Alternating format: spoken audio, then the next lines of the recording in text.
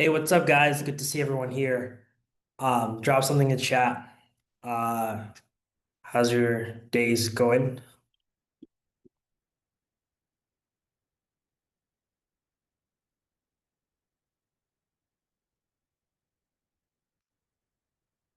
Yesterday, we had an incredible in-person summit. We had people from Miami, New York, Atlanta, San Diego, Texas fly in to the conference. Some of them we paid for, some of them came from their own tickets. Some flew their girlfriends over, which was crazy. And it was really fun. We had speakers from OpenAI. We had people from the Meta Superintelligence team. We had people who've raised 28 million, 25 million, companies valued well over 100, 200 million. We had founders who've raised 5 million, 10 million, companies valued anywhere between, 30 to 50 million. And then we had a bunch of people pitch live. We had about 10 to 15 people pitch. And what we did was everyone in the audience had to decide whether they would invest or not invest. So imagine you have 90 seconds to go ahead and pitch your startup idea. And then at the end, you're looking at 40, 50 people raising their hands saying they would not invest. And then maybe another group of people that would say that they would invest. And then lastly, we had all the members of Powerhouse. So folks who I live in a house where seven of my roommates got into YC and then five got backed by A16Z. We did a little living room discussion. So the same ways we kind of have in our living room where we debate amongst each other or about what we think is the best or worst startup in SF and the best and worst ideas. We've also had a lot of those discussions and but in front of everybody. And then we had a ton of networking, we had lunch. It was overall a really good vibe. I'm really excited to see the pictures and share them with everyone. I know people have said, hey, will we host this in New York and stuff like that.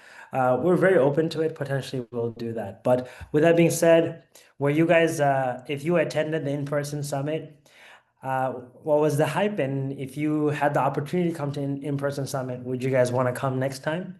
Maybe if we had the opportunity to fly you out, or for some reason the location was next to you, drop in the chat if you think that would be interesting.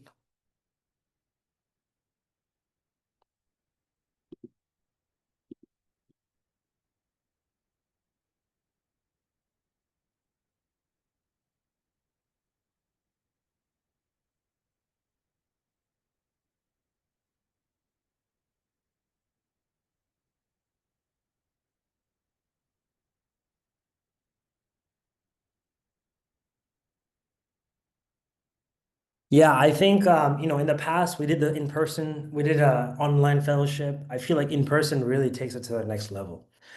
In person is just so much cooler. The vibes are just like good. We had companies, we had a lot of very different types of people floating around. So I think it was pretty cool. So with that being said, how are things going? How are people's revenue ticking? Are you guys going brrr? You guys feel like you have an idea of how to sell, which was the whole goal of tonight? Not necessarily make a ton of money, but also in the process learn what works and what doesn't. So drop in the chat some results. And if you don't have any results, that's fine. Share maybe guilt or maybe share like what would you do if you had more time? Instead of a weekend, what if it was 2 weekends? So share what.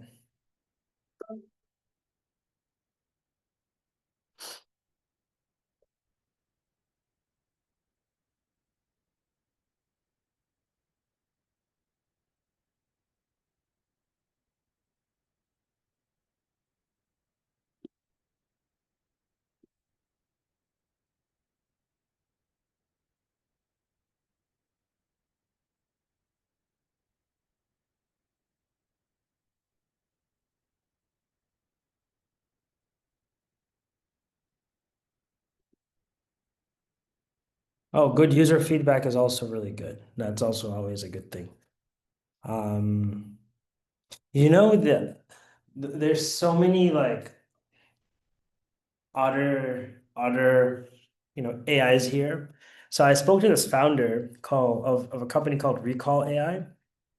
Actually, he spoke at one of our events for Powerhouse. And like he said, you know, he's on the other side. Like, I always hate seeing auditors recording your meetings, but the founder of this company called Recall AI says, we have to share that because people can use their API, companies and and general data people can use the Recall API to record meeting notes instead of like auditor or something automatically. And they have to get permission from, or they have to let everyone in the call know that they're being recorded. So that's kind of like the other side about why we're seeing all this stuff, so that everyone knows that they're being recorded, which we are also recording.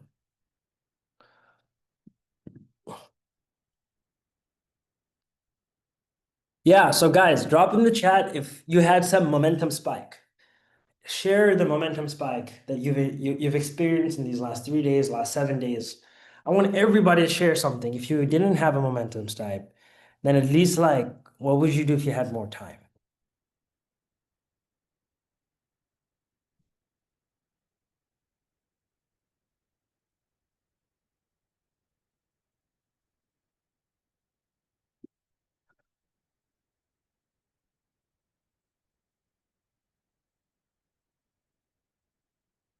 Okay, as you guys share in the chat, I want to share some of the advices from yesterday, particularly this one company called Conversion, and Conversion basically they raised $28 million in Series A, including investment from OpenAI. They're at over 6 million in annual recurring revenue, and the CEO is a very charismatic dude. Like I love this guy, right? And so one of the things he said I really really liked is like everyone they hire on their team, they like them to be super optimistic. A second thing he said I really liked, he says the goal for his company and any company venture should be a $10 billion company. That's the must have. Like you have to see how can my company become a $10 billion company, right? So what does it mean to be a $10 billion company? A $10 billion company means if it's a 20x multiple, right? That means like 10 billion divided by 20 means in 1 year you have to make $500 million in revenue. Not necessarily profit, but in revenue. And ideally the profit margin is 80%, right? That's the typical SaaS margin. And with AI, companies' margins are actually increasing. So with an 80% margin on a $500 million a year, the other caveat to this, how quickly you get there. So the goal is to get to that $500 million a year within like 7 to 10 years, right? And so the question is like, when you have the idea of a startup and you're struggling to make revenue, it's possible that that company can in one day become like a really massive business, a really massive startup. But more likely than not, if you're not generating revenue quickly, which is really a function of how good you are at sales, at marketing, at growth, that then it might not be a right idea or the right approach to the idea, right? So there's people coming from all different backgrounds, all different stages. Sometimes maybe you're like a fish trying to climb a tree or like a tiger trying to swim, right? So you have to find out what is the right place for you to execute on a particular idea and quickly see where you're getting the pull. Like, where do you see, you got to be like the whisperer, right? You got to feel like, the doctor when they're touching, like you see you have an injury and they're rubbing around your shoulder or, your chest or your legs, trying to navigate where the pain is. You got to be like, where is the customer's pain? Where is their problems? Where is their money, right? Like where will they throw abhorrent amount of money to save them from misery? So really, all of you guys today have been, a set type of doctor. So Neil's talk from Conversion, I think being optimistic in the $10 billion picture, I think was really cool. Some other things he said was he always like, so I'm actually in his office right now. I'm in the Conversion's office. It's Sunday, 4 p.m., and he's working. He's right here working, right? So he's working hard. He's the CEO of a company that's worth over $100 million, but he's still working. So I think that's very interesting. I think that's very interesting. I'm going to give you On the opposite side, I met someone in the Great Lock-in Weekend. He has four co-founders and 15 interns. Like why do you have four co-founders and 15 interns? That's like funny, right? Like how much work are you gonna yourself put in as a student and then doing all that stuff? So I'm gonna say another thing is like being in San Francisco, meet a lot of VCs, right? And I don't know if I'm yapping right now. Like, would you guys want me to start immediately moving on to the pitches or stuff I'm saying is sort of making sense? Like, do you want me to continue going on my spiel? Or uh or like, okay. So in San Francisco, I meet a lot of VCs, right? And give you a rough estimate of ideas. There's about 7,000 VCs around the world or in the US, right? And the average VC has about, I'll probably say $100 million as in a fund, right? So you have a lot of like types of VCs. You have tranches of VCs, like really prestigious and hard to get VCs. You have like, middle tier, and then you have like regular VCs, right? So one thing I've noticed about like regular VCs versus the best of the best VCs is the best of the best VCs they reply to you like right away. Like you'll email them, and if they like you or they know you, they reply to you right away, which is incredible because I'm thinking, look, you run a multi-billion-dollar fund. You've probably made so much money in like being a first investor in companies like Discord or Figma or Rippling, but you get back right away. Like they're so quick, they're like always on their thing versus like, the other VCs, right? They're like, yo, I have like $100 million in my bank account. I am a big deal. Everybody want to get money from me. I'm a hard to get, right? And it's like, bro, like the person who's like 100 times who has more 100 times bigger fund than you, plus the person who has 100 times like more like aura than you gets back to someone right away, right? And I think precisely that's a skill that's probably also relevant in any high performer across the chain, right? So a founder, a maybe a lawyer, an investor, right? It's like if you are dialed in, other people can know that you're dialed in, right? You prioritize well versus like the people who are not dialed in, they're kind of haphazard and kind of they're stuck in their own aroma, right? Like, oh, I have a company and I'm a founder, I'm a startup, whatever. Bro, your company doesn't mean jack until it's like a $10 million ideally, right? And until you hit that, you gotta be open to feedback, but also critical to feedback because you know your company the best. But always, it got pull teeth from your customers, from people who are paying you the product, at the same time from people who, may have suggestions for you. With that being said, I'd like to say most investors do talk right off their butt. No one knows your product better than you do. So whenever someone gives you feedback, don't necessarily take it at face value. Don't necessarily pivot your company. However, make sure you're aware and not aloof, right? Aware basically means you have an idea of how like companies are built, what it requires, and you're super like I don't want to say anxious, but privy. You're very like sensitive, you're very tactical, like very like you have like a sixth sense of sort where you're trying to learn the lay of the land. Like you trying to understand what it takes to become a magnificent founder, right? So those are things that you want to keep in mind. And I want to keep everyone in mind. The best thing for you guys to do right now, start your startup. Start your startup or join a startup. So start a startup or join a startup. That's it. That's the advice that I got. I ignored it. I wanted to be a PM at Google. It was a total waste of time, but I luckily did not become the PM at Google. Start a startup or join a startup.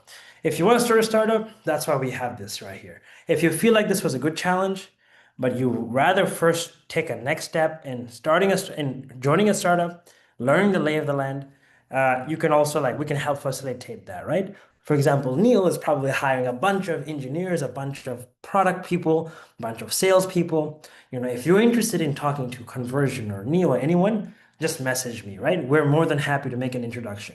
Now, on the same side, if you want to get investment for your idea, it would be an honor for me to facilitate an investment from my own pocket or from Andreessen's pocket, and then have all my VC friends also potentially invest in you, right? But the caveat is you want to show that you already have revenue. Again, you want to have a $10 billion company. So you better ought to have something sticking. And the second thing is you want to be showing that you're one of a kind, you're rare, you're 0.01% in some category. You don't want to be a random layman, but rather you want to be someone who is who is who is already like you've done something immaculate, you've done something great, and if you don't have something great, then your traction should be all the more better, right? Should be all the more better. So those are some of the things that you want to keep in mind when you're starting a company. Of course, your idea and your market is like secondary, but those two things, uh, I would say, is important. Cool. So some of the people were saying like, what was the company called? It's called Conversion. So, conversion.ai. I'll send quickly the links of the company as well as some of the sponsors. We recorded all the conversations yesterday, so I will share all the conversations with you guys. Um, with that being said, we're at 4:15, so I want to begin our pitches. But any of the following companies, if you want to do a startup, that's the best thing. But the second best thing is to join a startup. Don't do big tech, don't do school. None of that is important. The other thing I want to say is people don't realize how much work it takes to start a startup. Like starting a startup means you have to work 7 days a week, 6 days a week, most of the time, right? 12 hours a day, or basically it has to be on your mind all the time. You cannot really untick it out. And the other thing about starting a startup is like, um, is sorry, work. You can't just, it's not just working all the time.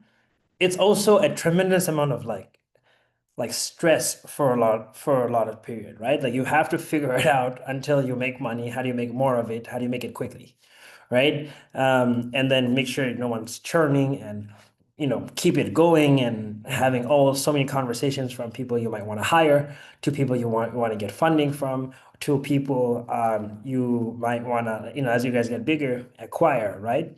So there's a continuous amount of like information that you have to digest and then be very selective in terms of what action you take. And so I think a lot of people misunderstand what it takes to be a founder. Even if you get into YC, it doesn't mean any success signal, to be honest, right? The average YC company by the end of demo day, when they raise $3 million, makes only 100K. The average Series A in San Francisco right now, I'm seeing from the people that I know, is about $4 million. So for you to go to 100K to $4 million, you have to 40x in probably like an 18-month to 12-month span, which is ridiculous, which is hard, right? So getting into IC doesn't really matter, right? What really matters is, are you making money? How quickly are you making that money? What's your profit margin? And then how what's kind of like going on. So with that being said, was my yap good? Was the stuff I'm saying resonating? Did it hit some type of accord? So let me know in the chat.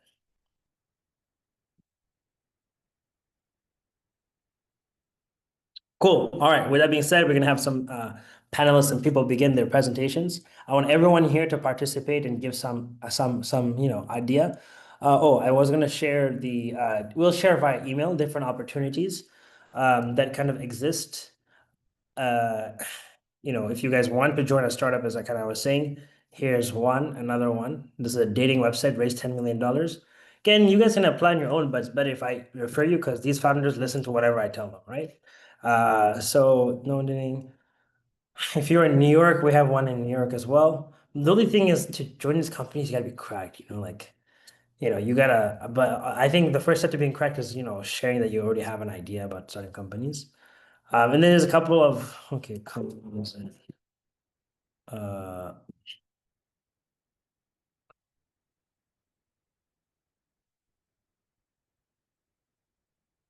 all right, I'm just gonna drop a couple of these names and then we'll get started right. All right. Okay. So now, the first presenter, we're gonna do the following order. You guys want to be ready. Anna from Scale Agentic, then George from Sushi Data, then Pierre from Doppio Labs, then Elizabeth from Boxy, Varun from Ordo, Felix from Hypothic.ai. And then we'll take two pitches from the people who are here, right? So I already saw someone who had like 3,600 in revenue or something. So if you're in this chat and you also want to pitch, potentially we could do that. Yeah, if you're interested in chess company endgame, we can also make an introduction there. It's not a problem. If you really like Hans and things like that, happy to share that opportunity down that as well. We'll send an email with more details shortly. But with that being said, I want everybody to hype up whoever is presenting and pitching. Really like, make them feel special, right? Blast a Zoom call once they go. So the last thing is I need everyone to uh, put on their investor hat, and I care about your opinion. I want to know whether or not you personally would invest in or not. And so, okay, for each of the companies that go up, I want you all to fill out a form. Right now,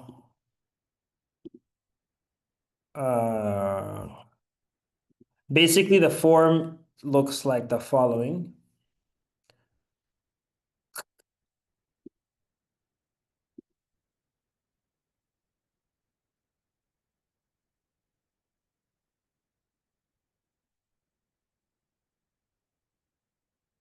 Okay, so let me share my screen and share this with you guys as well. When someone goes, let's say Anna goes, you enter your email and then you just write whether you would invest in it, whether you're not investing in it, right? Well, let me just refresh this real quick. And so we would want to do this for every company, and we kind of go through that, right? All right. So with that being said, Anna, let's make you a host.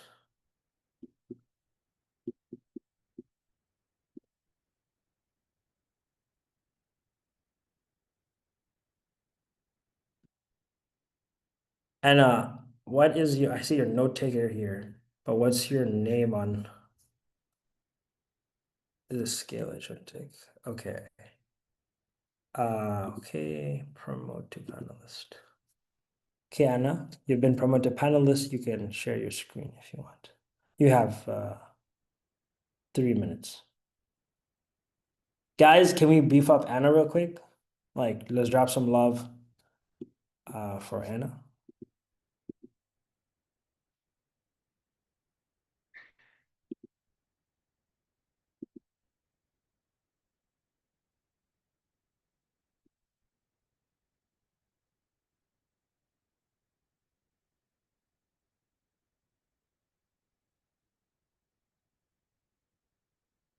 Hey, Anna, can you hear me?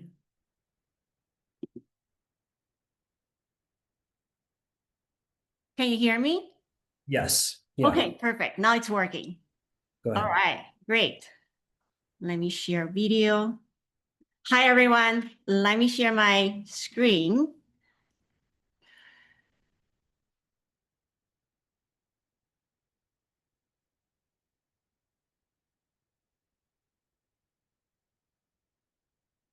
All right. Hi, everybody. Anna here, co-founder and CEO of Scale Agentic. We are building the AI magic wand for go-to-market. And our promise is simple. We're giving every company the AI brain that turns business goal into outcomes automatically. If you're in go-to-market, you know the pain. You probably have Apollo, Clay, HubSpot, and plus 5, 7 other tools opening all at once. And with all of that, you still require a team to manage, run, optimize all of them. So after running a go-to-market agency for working with companies like Apple, NVIDIA, Cisco in the past life, and also my co-founder here, Victor, who's been CTO at companies like Indiegogo, Redbubble, and also led Yelp's mobile app to the top 10 in the world by user. What we have discovered is the simple truth that people don't want to have another tools. They wanted to have business outcome. They want to have results. And that's why we're building Agent Scout, your AI strategic go-to-market executive. With Agent Scout, all you have to provide is what do you want to achieve? For example, hey, help me to expand to the healthcare tech in Boston area. And what Agent Scout would do is it's going to do the research, strategy, experiment, and self-optimize to move that KPI. And the way that works under the hood is I skipped the new slide. So you give that go and you come up with strategy and create that agentic workflow, self-optimize, and scale the winning template that works. Under the hood, we actually currently have 9 pre-trained campaigns that can map to every single go-to-market goals, and we're creating more and more this campaign as we speak. Just give you one example. So actually for the SF Tech Week, we used our own agent to launch one of the most successful events during SF Tech Week. And the prompt was simple. Help us create a high impact event to drive demo sign-ups with seed to Series B founders for Scale Agentic. As a result, we had over 700 sign-ups. 60% of that are qualified leads, and that was all executed under 2 weeks with zero budget. To make this work under the hood, we have very powerful technical stack, right? We have decision AI to help to filter through the noise, hyper-personalized, leverage data to run hyper-personalized engagement, as well as self-optimizing the entire end-to-end play. Just in the last month, we generated 4K MRR so far with companies from YC startups to high growth companies. And again, our promise is simple: goes in, GTM outputs out. And if you're a team running, go-to-market motions and wanted to 10x your output without 10x your headcount, I would love to talk to you. Thank you so much.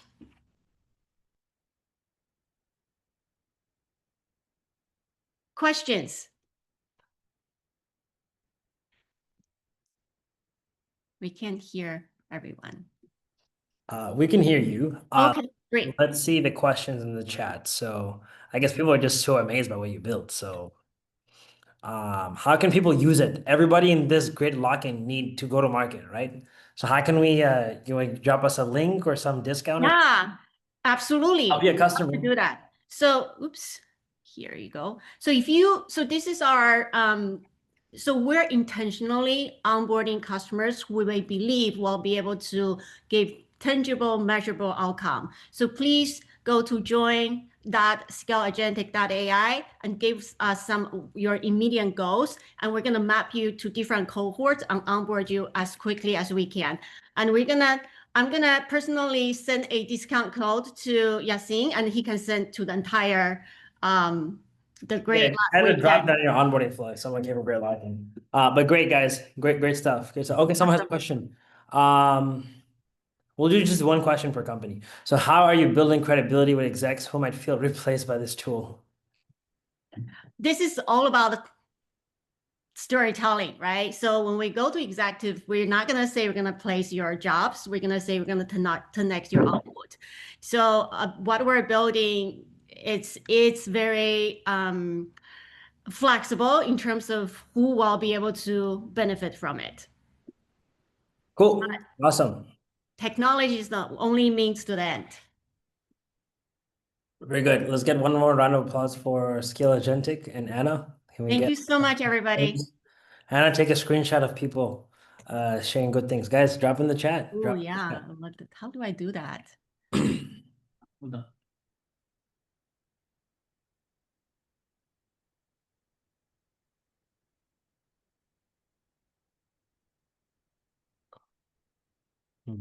Awesome. Awesome. All right. With that being said, we're going to say bye-bye to Anna. So take care, Anna. Maybe drop your LinkedIn in the group chat. Will do. Thank you so much, Yasin. And we want to introduce Sushi Data. So George from Sushi Data, welcome and take it away. Awesome. Hey, everyone. And Anna, I look forward to talking to you this week. I love your company. I know there's great synergies there, so looking forward to it. Hi, everyone. I'm George. Nice to meet you. I am CEO and technical founder at Sushi Data. I'm an ex-Googler. I built a homepage for Google Cloud. I built a chatbot for Google Cloud, and I quit Google to build the data oracle for go-to-market teams. So the way that it works is I'm not going to share you a presentation. I'm going to tell you a little bit about why we're doing this. Competitive intelligence, it's really manual and expensive. Doing it by hand, you have to go to a website, you have to pull in sections, you have to put them on a spreadsheet, and you do this by hand. Matter of fact, one of the companies that we're working with charges $16,000 a month to do this by hand. So we created a platform that automates the gathering of all that data. We put it all in one place for you so that you don't have to get it anymore. And actually, I'll show you guys what that looks like right now. If I can find a tab, because I got many of them. Just give me one moment. I might just share my whole screen, guys. So just bear with me here. So the way that it works is you literally would just go to Sushi Data, you create a new table, just like in Clay. If you have used Clay, then you will probably understand this kind of flow. You will find the name of your company. In this case, we're doing work for Clavio. And then anyone else that is my close competitor, all I have to do is select, select, select. I go to the things that I care about knowing across the board. So compliance, content creation, these are high level features that all of my competitors, as well as me as Clavio, build. And then I can just create that table and all that data is right there for you to start acting upon. You can essentially ask questions per cell and say like, hey, what's their approach for opt-ins? You can ask that question. It's going to ask that question across all the cells. Or if you want to ask chat, like, give me a breakdown. Features, right? Give me a breakdown of the features. And AI is going to use the context of everything that it's gathered with our Oracle. And everything that we put in the Oracle is verbatim. No hallucinations. Everything comes from actual factual information from sections on a website. Put it all in an Oracle. That way you can start working instead of pulling all this information by hand. This is Sushi Data. I'm going to drop in the link to this very same thing that I'm sharing into the chat. Feel free to use it. If you add your startup, when you click on edit, it will automatically be added to the list of companies that we are watching. But that is Sushi Data. If you're interested in working with us, we would be happy to chat.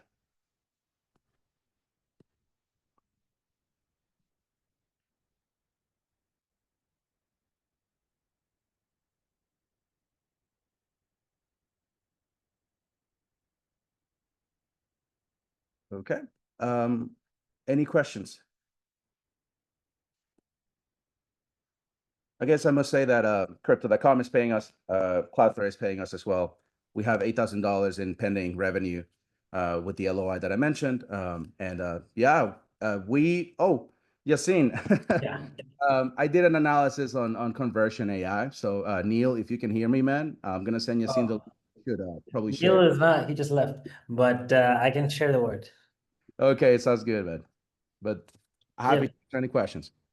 Yeah, guys, any questions for George? There you go.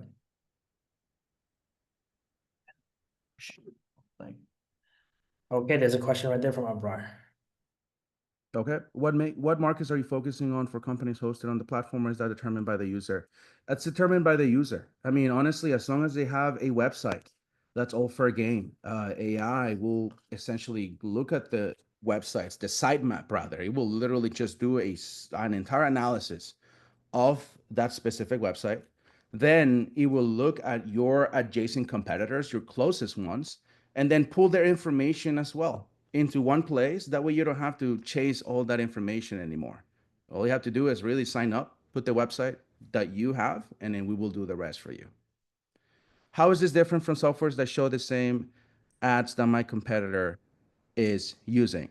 This goes beyond the ads. This goes into content. This goes into hidden Slack communities that we're actually part of. We're getting data from places that are really hard to get data from. And we're doing that for you. That way you don't have to do that anymore. There are like thousands of like private Slacks and PMM Slacks that you have to pay $20 a month to join.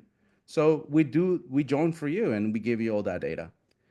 Can it derive competitors based on the info you provide on your company, or is it manual input? We have manual input, but we are working on you just put in your website, you click on the little enrichment button that it's AI, and then it will essentially suggest the companies that are closest to what you're building, and then you can start watching them. You can just click, click, click, and that's it, and our system will take on the URLs and get all the data that we can find of your competitors and put it into that sheet for you.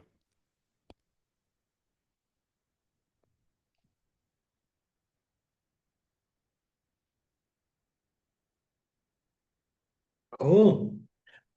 I would probably ask George if you can maybe answer this question in the chat. Um, okay, this one you can answer. Who I would use right Okay. away. Any discounts for us? Hey man, just send me an email, george@sushidata.com. I'll set you up. Happy to give you a discount, no problem.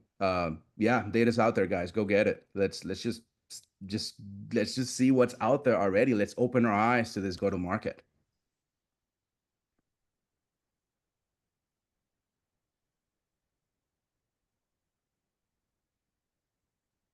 Thanks, guys.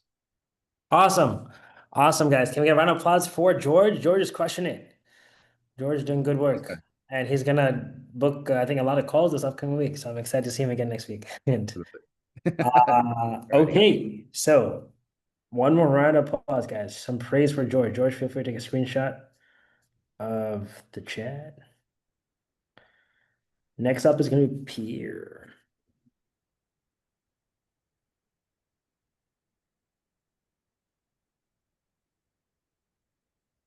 Okay, Pierre, you are now the host, your presenter.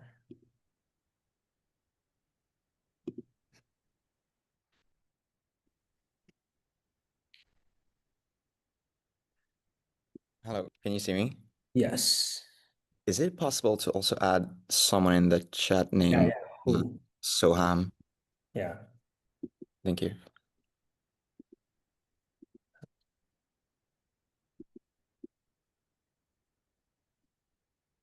Cool. Yep, perfect. Hi. Sorry, camera a bit. Hi. All right, so I'll start with a quick two-liner and then we'll just do a demo because I think that's the best way to really explain what we're doing. So we are a personal relationship builder. So LinkedIn built a database. We're building a matchmaker. We're called Doppio Labs, and essentially what we do is we find you business or consumers alike qualified leads, qualified candidates.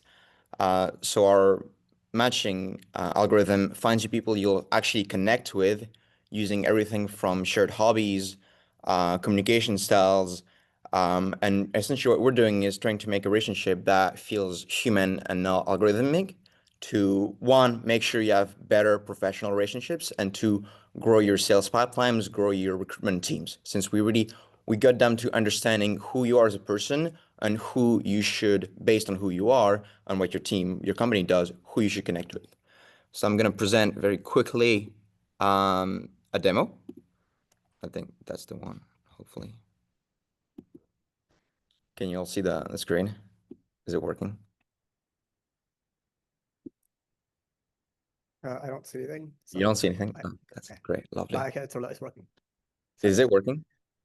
Yeah, it's working now. Okay, perfect. So I'll just play the screen recording. It's working live, but it takes a bit of time to load the results, so I'm not gonna do that. Essentially, you log in. I've got already about 200 users and 2,000 who want to join in. The way it works is you would type in who you want to find, and then you go in the search bar. You type, say, for example, I just typed. Well, at first you put your resume in so that it's going to analyze it or whatever else or document you want to find. I just put who should I connect with. I send the results in, and then that's the bit I'm going to skip very quickly. It does the searching for quite some time. It's 1 minute, but yeah, we'll speed that up. Yeah, but I'll speed it up. There we go. And that's what we got. So right now we're capping it at 8 results. and there's a limit amount of searches you can do. And so it analyzed my entire CV because that's what I put. You can put something else, and then it essentially is going to find me the person based on the qualifications I have, the experience, where I went to school, languages I speak, all of that. Really, people I should connect with. So let's just pick. I picked. Who did I pick? I picked Cassie Xu. She's working at McKinsey. She went to the same university as I did. She's got relevant experience like I did because I worked in private equity, investment banking, and strategy. So out of 5 experiences she's got, I had 3 that are the same. We give you a compatibility score, similarity functions, her skills that are relevant to mine also, and a little summary. And then if you want, you just can connect. You can see her actual LinkedIn. And the other thing we have is a gamified version called ProMash from essentially FaceMash Harvard in 2004 with Zuckerberg, where like you could click hot or not, but this is not hot or not. It's you click who you think the better employee, let's say here would be Goldman Sachs is, and then there's an ELO ranking. And the way we did this is, well, first of all, that means that hopefully it's gamified and working with someone from head of marketing is Forbes under 30 alumni who grew past startups to tens and hundreds of thousands of users. So he's quite good at what he does. And essentially that will hopefully make the site go viral. And the second thing that's going to be able us to do is, well, I'll let Soham speak about that. Yeah. So what we realized is that, so the way we're re-ranking things right now, model, but for that, obviously, we need better and better training data. This will provide us with data that we can then use to fine-tune our re-ranking models. So it's kind of a symbiotic relationship where we have this reading both marketing, but also our tech improvements. And that's everything. We've got, so 200 users that we got in the past, I want to say a couple of days. We've got 2,000 really users, but we only let through 200. The rest are just still being blocked. We do have revenue. We closed one for 2.4K, and this weekend we're still in final talks, but for another one with, once again, 2.4K. So we got a couple thousand worth of revenue locked in currently, and a couple thousands of users. Yeah, that's about it. And for team, so we're both juniors currently in university studying finance and computer science. And Eastern, we've worked in private equity, strategy. So for example, he was twice software engineer at Cisco, also in a venture capital firm, was a technical engineer. He's got a US patent. Yeah. Well, actually, I'll probably just speak for that. So I had a US patent. I've worked in a couple startups before. Again, like you said, 2 years at Cisco, and I've worked as a technical consultant at a VC firm before. Yeah. Sorry, keep going. I'm back. So, okay. I guess we're getting some questions. I think we should just go ahead and answer these. Okay. So we have LinkedIn data, plus we have a number of other scrapers that we're using to fetch from Instagram and other things. Our system is modular, so we can just keep adding extra data sources as we get them. And we can also have this system right now where we can fetch, so businesses can provide their own CRM data, and our database system can extract that data out of, say, emails or resumes that the firm themselves have. As for how we ensure our algorithm connects with more relevant people, we have a couple of very intuitive algorithms. First of all, we have just a basic SQL search, but we're using some pretty interesting parameterization for that. And we also have a RAG model that we're re-ranking with our, again, custom BERT model. So it doesn't use random results. It actually gives each person a score. Yeah, you can completely customize your networking goals. This is not necessary. This is like essentially an engine more than anything else. I'm going to bring it to businesses and consumers in whatever way they need. It's like Google. You can search whatever you want. So like in the homepage, you've got examples like find me a investment banker in New York City who went to Yale, was a swimmer, and speaks, say, Spanish, and we'll find you that person. And just for an example of what our clients are using it for, our first B2B client is a real estate investing firm, and they were looking for leads for lawyers and investment helpers who could help them with cross-border deals in Mexico. So that was just one example of what people are using this for. At least for businesses. Yeah. And of course, a very common consumer use case we're seeing is students using it to find people to coffee chat for interviews. Yeah, that's how it worked for how it actually started for us because we had like we faced that issue when we're interviewing this year, and like we had to spend like I think for me it was like 12 hours on like email, Apollo, and LinkedIn trying to connect with people that were similar to me, so I'd have like a high response rate. And what I noticed is that usually they were like all my friends, like all these students at the school, they were like 1-2% response rate. But me, because I made sure like all my emails were like very carefully tailored, like very personalized, and like I always share like 2 or 3 things we had in common. Had response like at 45% response rate, which is like huge compared to like usually like 1-2% you get. So like for businesses, it's the same thing. Like you go from like really low lead response rate to huge improvements because it's so personalized and then you get those personalized responses in like, well, 1 to 2 minutes, I guess. Cool. All right, guys. We now want to give a round of applause for our presenters today. So can we get some praise in the chat?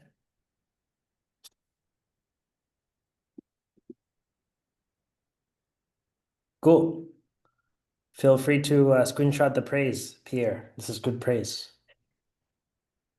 Okay. Thank you. How do I?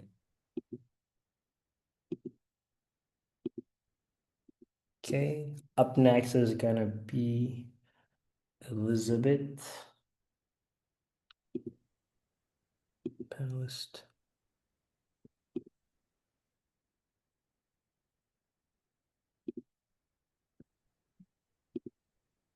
Hey everyone. Can you hear Hello. me? Yep. All right. Let's make sure I share my screen for everybody.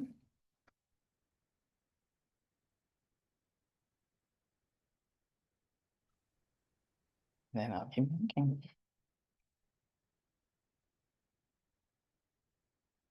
Hmm.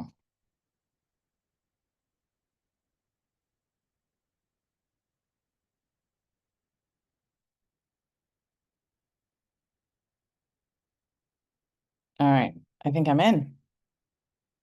Looks good. Yep. All right. Hey everyone, 3 minutes. Let's do this. I have plenty of other folks that want to go after me, right? So Elizabeth Bykoff, very nice to see you all here, even though I can't see you. But I'm building the first AI-powered chief operating officer for all of you startup founders. So think about all the crap we don't want to do as founders. That's really what we're aiming to do. Big vision, but the idea is to help founders launch, scale with confidence and no hires required. So hopefully all of you know, but 90% of all startups globally actually fail, and even 70 to 75% of VC-backed startups also fail. And that's main reason is running out of cash or not raising fast enough. And when you think about all that, it's 327 billion of wasted capital every year, which is pretty insane. So how do we change that? So we're building this complete CO for founders. We're starting really where it matters most, which is raising capital. But that's not where we want to stop, right? We want to take what we've heard from all the founders we've talked to in the last few months around their challenges around operations, which is really fundraising, which I'm going to get to, but also revenue operations. And I'm kind of so like Scale Agentic, great tool, like maybe there's some cooperation there or collaboration, as well as hiring talent, finding talent, hiring and onboarding, right? So that's really the vision and even more, but we're starting with fundraising. And the cool thing here is that we've done really 5 things. One, we've built a control center to kind of bring all your metrics that you should know as founders and really share insights on where to focus. Second piece, we've also built an ops readiness matrix. So think about what should I have up and where should I start? What should I have up and running before I even fundraise or even beyond? We have that for you. And now we're building multi-AI agent crews on top of this. And then from a fundraising, we've kind of taken care of everything from investor pipeline to data room to investor update, all the way to pre-cap table management. So we're really creating leverage for you guys to really find who you should be talking to them, managing those interactions, as well as making sure you share always the right information with those investors to accelerate due diligence and potentially getting your first check. So why are we doing that? Why are we doing that now? I think you all know, right? Capital has been really caution in some cases, not in others. And I think, all the VCs out there are really looking for expectations super high. I think you showed that in terms of revenue, what they're looking for, especially in AI and things like that. So, and now the tech is here. We have like tech that can really, really absorb 60 to 75% of the knowledge work. Market's big. We're looking at a 30 billion market. So really excited about that. And obviously starting in North America and VC backed, we're looking at 450 million of some. Business model, super simple. We're going two-sided, believe it or not. SaaS platform, one for our founders, 50 to 200 per month on a subscription. And then because we're starting with fundraising, we've managed to bring the investors to the platform accelerators, and we're working with some of those already. And we have a different business model, same business model, sorry, but different pricing for them. And we think that with the context that we'll have and all the data, we'll be able to have a big data play there. Traction, we have in the last couple of weeks, we opened our beta on the startup side. We already have 23 unique companies with several users on there. We have 2 pilots, one with investor, one VC out of New York, as well as an accelerator, the Vercel AI accelerator in San Francisco. And we have over 130 startups on our wait list.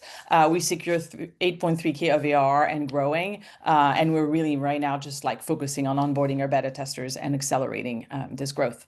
So go to market, super simple. Like I said, we're going where, really counting on our founders to go viral and network, as well as going with all the investors and, investors accelerator to really embed the application and help founders grow faster. The team, I've actually built the US Salesforce practice for PwC, took it from 0 to 200 million globally over 8 years. Then I exited myself, and I've been working in this ecosystem for the last 8 years. I've been on all sides of the table, angel investors, advisor, as well as just go-to-market operator at late stage to early stage companies, and been a coach at the Morgan Stanley Inclusive Ventures Lab for the last 2 years. Tanishq Barak, our founding engineers, four times founder already, ex-Google, and we're really bringing, our combined knowledge of just having worked with founded startups, and really trying to like make your life easier. So that's really what we want, and make sure more of you are successful, raise your A and beyond, which also helps investors in terms of returns. That's it. We're raising $1 million. Join us, or if you want the beta, please feel free to contact me. We're really excited to have a bunch of you guys on the platform, just because we really want to build for you. This is not just for us. It's really like, how can we make more of you successful? Thanks.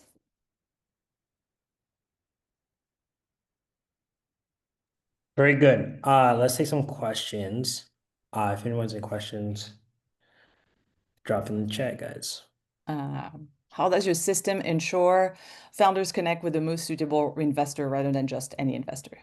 Yeah, that's a great question.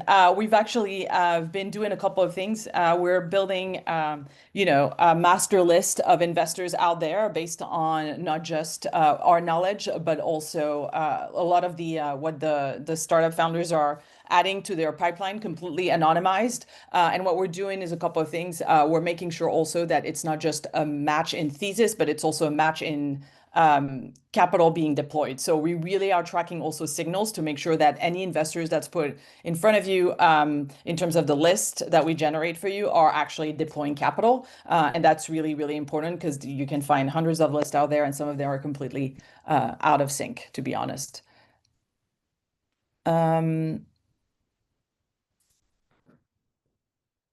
What's the website name? Boxy.io. I'll put it on the chat.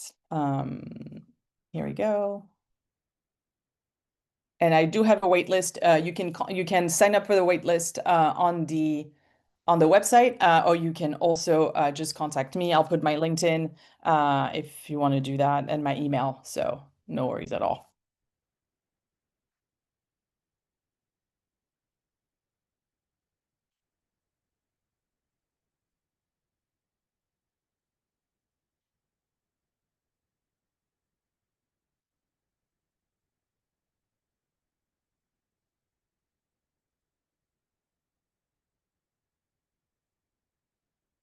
All right, I'm trying to see.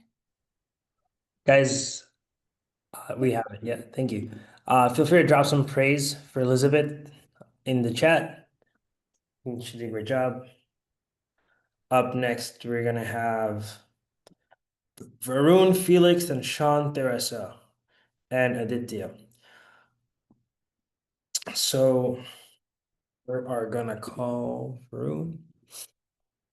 And Elizabeth, feel free to take a screenshot of the praise.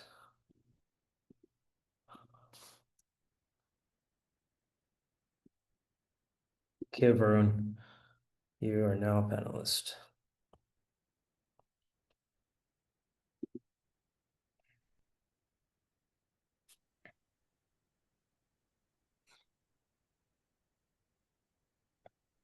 Yes, can you hear me? Yes, yeah. Can you give access to my co-founder? So she's gonna present it. Her name is Ishika.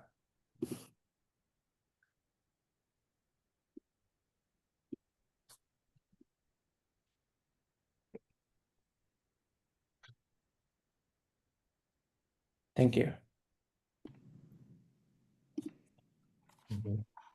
Hi, can you see me?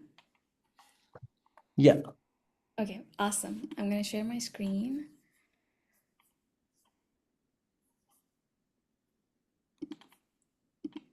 Okay, hope you can see my screen.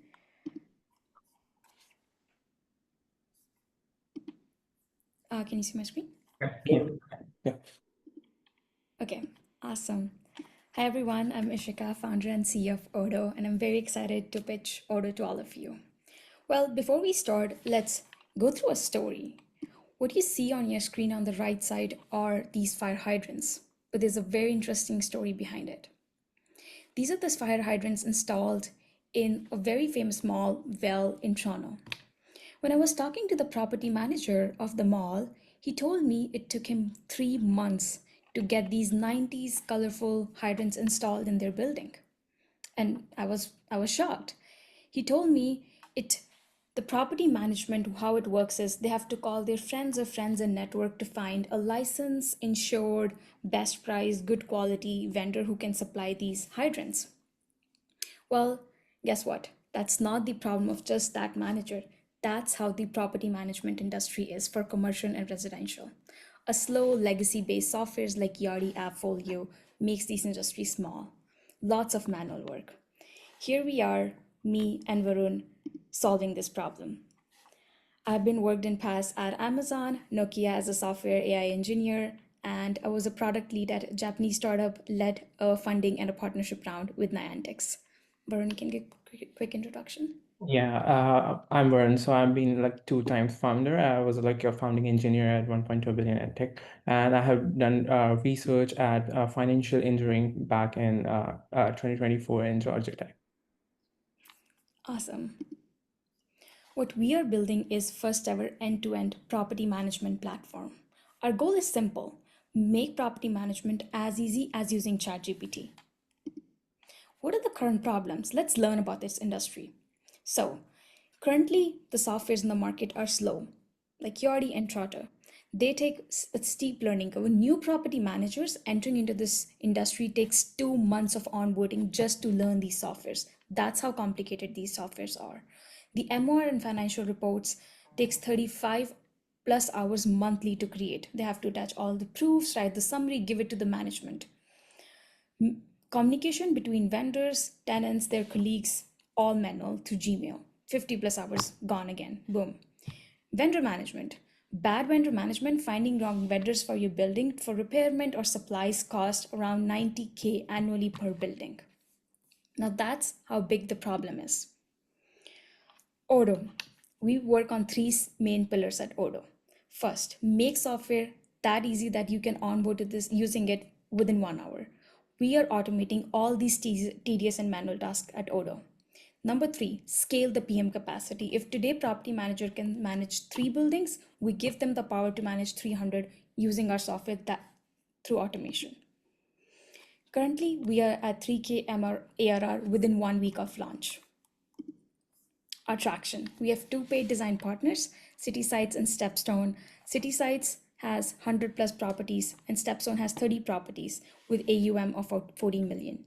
We also secured a small grant from Simple Ventures, non-dilutive grant, to pursue our idea. We have 10 property management in our active sales line. Currently, we are piloting with our 2 paid design partners. Our product is being co-developed with advisors from Greystar and Aeon Management, who did property management for 15 plus years. They do daily checkup, daily feedback, testing to mitigate all the bugs from the software. We have to find this problem and work. We interviewed 53 property managers, and now we know exactly what our customers want. We have a soft commitment from Swear Properties, the global developer, who are also interested becoming our early customers. Now, to make you feel our product, I would like to show a video of our product explaining the full vision. Varun, let me know if you can hear the audio. Introducing Odo, your AI co-pilot for commercial and residential property management. Still spending days searching for the right vendors? Let Odo do the work for you. Just tell us what you're looking for and a custom code package is instantly created. Simply review and approve. Your request goes out to verified and licensed vendors all in one click. Odo also helps you effortlessly manage tenant communications, from filtering for tenant information to automating and sending emails in one place. But that's not all. The platform integrates to the best in-class softwares and tools, making invoicing seamless. Upload your invoices directly via text message or let Odo automatically fetch them from your inbox to keep your ledger updated and compliant before deadlines. Best of all, the MORs and financial reports that usually take days to write can now be generated within minutes using Odo. The future of property management isn't just digital, it's fully automated so that property managers can take back their time. We are Odo, designed to empower.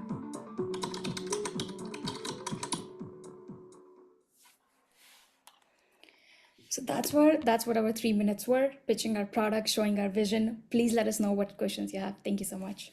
Thank you. Someone has a question above. Yeah, does the software ensure the same level of quality? So the major problem when we explored, when we spoke to property manager and firm, the problem which we got, it's not about majorly about the quality, it's about taking time. So generally they have to manage everything. They had to increase the headcount in handling 3 properties versus 300 properties. And most of the tasks were repetitive tasks, like automations were not majorly there. Like if there were automation, they had to use 6-7 different tools to just handle that. And that's what we are just bridging the gap right here. So we are just trying to create a fully automated system. It's which is basically helping these property managers who just takes around 36 plus hours every month. Like at the end of every month, they take around 2 to 3 days to create their financial reports and stuff. So it can be generated within like minutes with the Odo. So that's how we are just trying to leverage the AI to just reach the level from 3 buildings to 300 buildings. Anything to add, Ishka?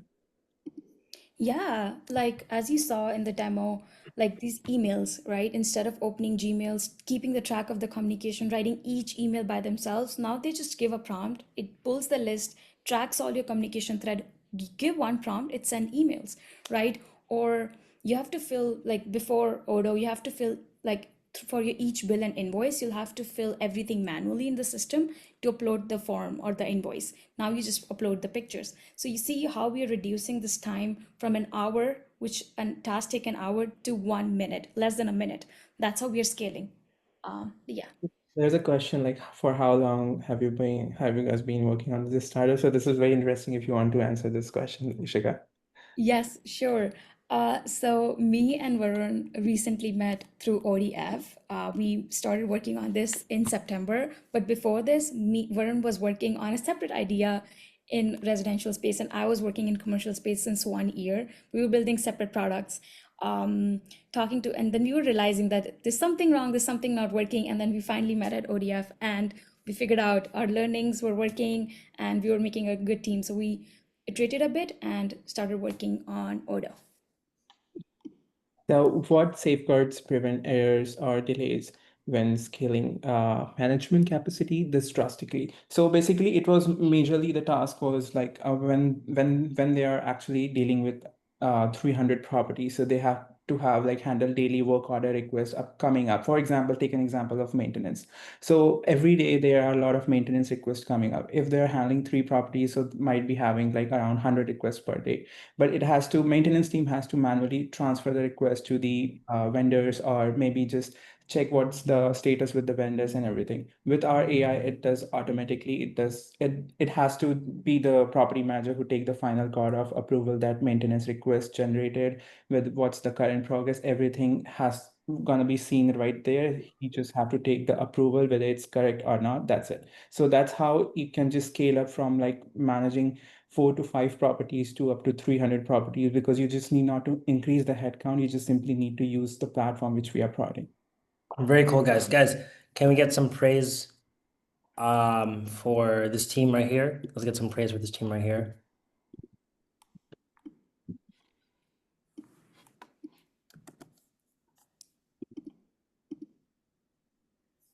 Cool. Guys, you guys did a great job. Thank you guys for coming. Thank you. And Everyone. Can we take a screenshot? This? oh yeah, go ahead.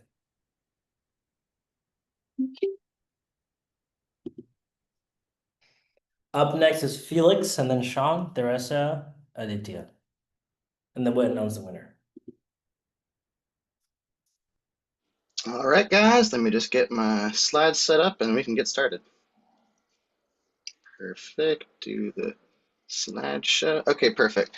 So our company is Hypothic AI. I'm working with 3 founders here that I met through Great Lockout Week, and we're talking about connecting the future of private mortgage to AI. So I want you all to consider something. We've had a chance to talk about some really interesting industries and people doing some crazy stuff, but I want you to think about something. What if there is a multi-trillion-dollar, not billion, trillion-dollar industry in America right now that is less than 50% of those companies are even using AI?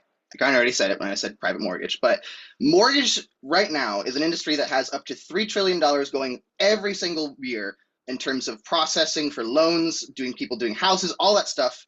And I work with these companies on a daily basis, and they're all behind on AI. Why is that? Let's talk about it. So this industry, like I said, $1 trillion. We think that we have a potential in the AI mortgage space. But to really break down that problem, why aren't companies using AI? We all come here to these groups all every day. We're excited about AI, and so are mortgage companies. But what's happening is that they're lacking the experience to actually compete with these other interesting parties that are trying to do this. Because when I talk about private mortgage, I'm talking about every mom and pop shop, every company that's not bank. So not Bank of America, not, Chase, etc. Those groups, they've got, billions of dollars in capital. They play their own different game. But the other group, that's private mortgage, they're all trying to compete with these big companies that are all building AI teams. They're building crazy products. They want to get a piece of that pie, and they're not able to do that. Why aren't they able to do that? Well, part of it is that they just don't have the money and time to hire these people, or they're doing what I've noticed, and I've had from my customers tell me, that they hire 1 or 2 AI guys individually on a company by company scale. So you can imagine if, so-and-so Suzy Q hires their AI company versus someone else trying to hire 10 other people. They're all competing when there could be a product that actually solves their problems for them. And what are we actually trying to work towards? Well, it's this idea of customer engagement being outdated. Mortgage companies really want to have that experience of getting a customer and actually engaging them in the process of either refinancing or getting a home, and take what is a really legal and awful process and make it interesting, make you feel happy when you actually get that loan. And also on the actual business side, present those analytics so that, hey, we're running a mortgage business. How do we actually find those customers that are wanting to get a loan from us? How do we find those, actual intelligence pieces out of data? Because all these lenders, they buy data, they create data throughout their call systems, but they don't know how to build that analytical piece, because essentially they're all relying on data insights that are pretty much hidden. So executives, they're all using ways of trying to find different financial models, whether it's Excel. I've seen it every time. The CEO will pull up their personal Excel program that was written 15 years ago, and they're wanting to get into AI, but they're saying, hey, I'm stuck here in this Excel box. I only know how to use this. I don't know, can it even do regression analysis? I do that on a daily basis. And so we really wanted to approach that problem. How do we solve mortgage companies wanting to get into AI, wanting to make their businesses more efficient, but they're being held back by these essentially legacy dependencies and issues with investment. So that's kind of what leads us to what we created here at Hypothic AI. It was all an idea that kind of started with, at the very beginning of this program, I was already working in private mortgage, and Yasin had said, hey, think about ways you can take your business and add co-pilots in some way. And with mortgage, literally what I was being asked for prior to even joining this program was I was having mortgage companies reach out and say, because I would make websites for them, and they'd say, hey, we want AI on our website. I don't know what AI is. I just know it'll make us money. Just figure out how it'll make us money.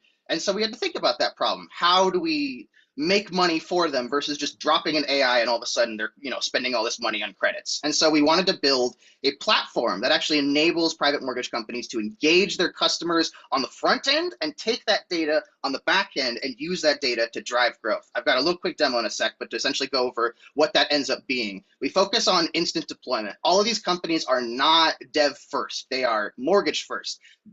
Technology is something that helps them support their business. They don't really care about it as much as it makes them money. So they want a quick, easy button that builds the actual program. We already have that. There's a startup called TensorPool. They're YC backed. Already reached out to them because my friend happened to be the one working there. And they gave us a deal so that now we can, for the first, I think, 5 or 10 companies we onboard, completely give them free access to our deployments. They can, in one click, have an AI that costs them nothing. And so that's already gotten us 3 customers. They're like, holy shit, that's what we need. And then it goes beyond that. CRM is a thing some of us are going to be familiar with. It's called customer relationship management. In marketing, it's something they worry about, where they worry how every individual person that we market to or sell a product to, how do we manage that relationship from point A to point Z, because it's going to get pretty complicated. Really, all we have to look at is the data sources. What pieces of data do mortgage companies use to make tons of money? And the biggest piece was they want that CRM to integrate with the AI, meaning that if you're talking to an AI on usaloans.com or something like that, they don't want you to just talk to some mortgage bot that just says, oh, you could save money, maybe. They want a mortgage bot that literally says, hey, wait a minute, we marketed to you we sent you a mobile ad like 2 days ago. Hey, Susie Q, we can save you $3,000 on your mortgage right now. Click apply. And that's the kind of thing that contextualizes marketing and actually gets you interested and gets the customer wanting to click and actually apply for that loan. And that's really the AI enabled insight kind of piece of this whole product, is that we're trying to take systems that already exist and add AI to them and really build that out. So I said that I had a demo. This is not the demo, it's the link to a Loom video, but I want to quickly run through this. Control tab a few times. Oh, not there. Hold on a second. Move this out of the way. There we go. My Loom video. So what did we build during during the process of Great Lockout Week? And I'm talking over this because there's no audio. We focused on building a really basic system. We try to keep it simple so that we can expand out into something that mortgage companies build. So what we built was essentially a platform where all these data sources, you're a mortgage guy, you're like, hey, I got my Excel that I just bought from Equifax, or I've got, just my company data from just working for 4 years in the industry, dump it all in. We built that system to where it'll accept CSV, Excel, a couple of data types that are ultra specific to the mortgage industry, including one of the data sources from something called NMLS. None of us are going to have heard of it, but it was something important to mortgage people. And we take all those data sources in and essentially give them a platform for intelligence. This is our early version. We're going to have visualizations, etc. But we wanted to focus on building a system that seems pretty simple, but just uses RAG to take in documents and really build out those kind of informational pieces. Because what we're hearing from our customers and why we've been able to, I didn't mention it, but we have 3 customers already. I got 1 during the process of Great Lockout Week. And today I was busy trying to onboard 2 more. So I almost showed up late for this event.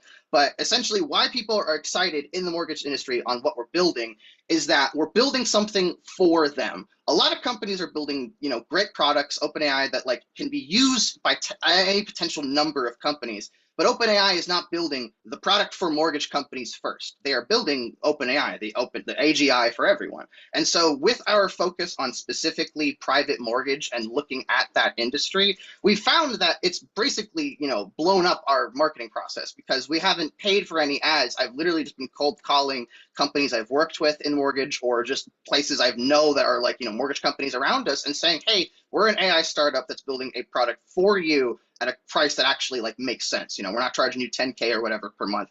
And we've got the support and the actual development staff that like can build this out so that you're not having to wait on your IT guy to learn AI programming in 2 weeks and build some crappy MVP that no one wants to use. So we're really excited about what we've been building. To just kind of finish off in terms of traction, I made this slide like 5 minutes before we started. We've got a team that I really think is to die for. I know people focus on like titles, where people come from, etc. What I like about our team, and I got to give Yasin credit because I met 2 of them from Lockout Week, and that's amazing, is that it was just an energy to build something. I've got people on my team that are ex-Googlers, ex-Intuit, ex-US Bank, whatever, doing UI, UX. We do need machine learning dev, so if anyone's interested, we got that going on. But we've got a team that's going to go beyond this entire program. We're going to apply to YC. We're going to make this a real company.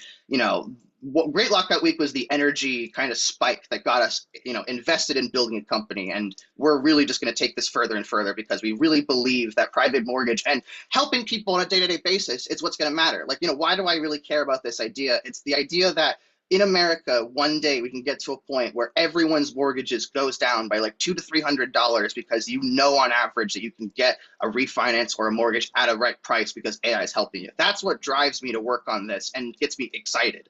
To go through some of the other things, we have currently 2.4K ARR. That's just from our first customer. That's probably going to update because I literally just updated, onboarded 2 more today. So that's just, current numbers. And Ceiling Wax, we have a couple of other things on our back end. We happen to have someone else at A16Z. One of our employees, just his brother works there. So we have a really good mentor that's helping us out. And in terms of cash on hand, we've got, a lot of people just were interested in this idea. And so I didn't expect to be gathering funding, but we've got about $50,000 in a runway in terms of just family investments, friends, people joining the company and saying, I got 20K to throw, let's just do it. And so we're really trying to build something for the future, something that's, difficult, but, really interesting. And yeah, I'm really happy that I got to talk to you guys about it.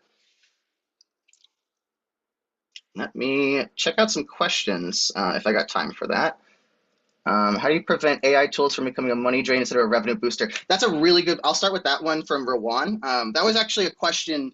Our first customer, USA Loans, I listed them here. That was actually the first problem we were brought is actually a lot of people are thinking about AI. They want to put it somewhere, but they're worried about that cost strain because if you put an AI on USA Loans, for example, I was even given the further example of, well, why don't they just take that AI information and go somewhere else? And so we had to figure out that problem and kind of almost, I don't want to say lobotomize, but sort of remove pieces of information from the front end AI. Because essentially how our product functions right now is and it's optional if you want to deploy it, but there's a front end and a back end AI. The front end is if you want your finance buddy to be on the front end.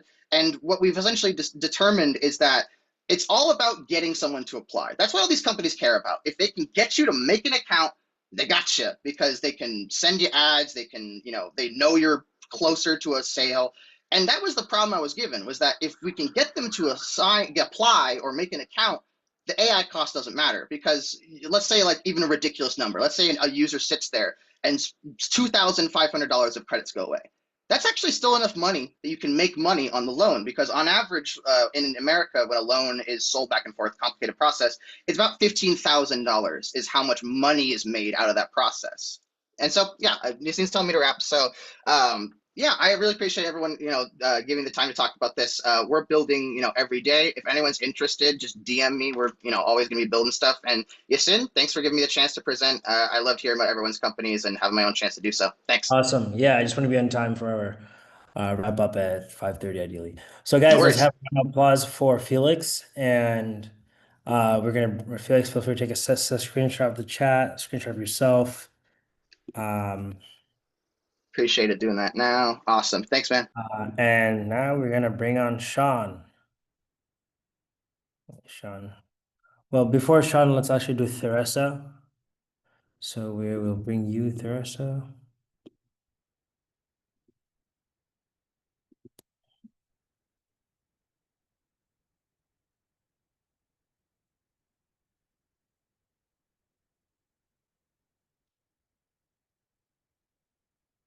Hi, can everyone see and hear me okay? Yes. Okay, perfect. I'm going to share my screen now.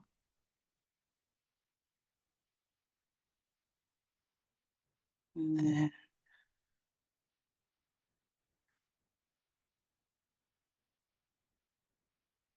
Uh, is everybody just seeing my presentation?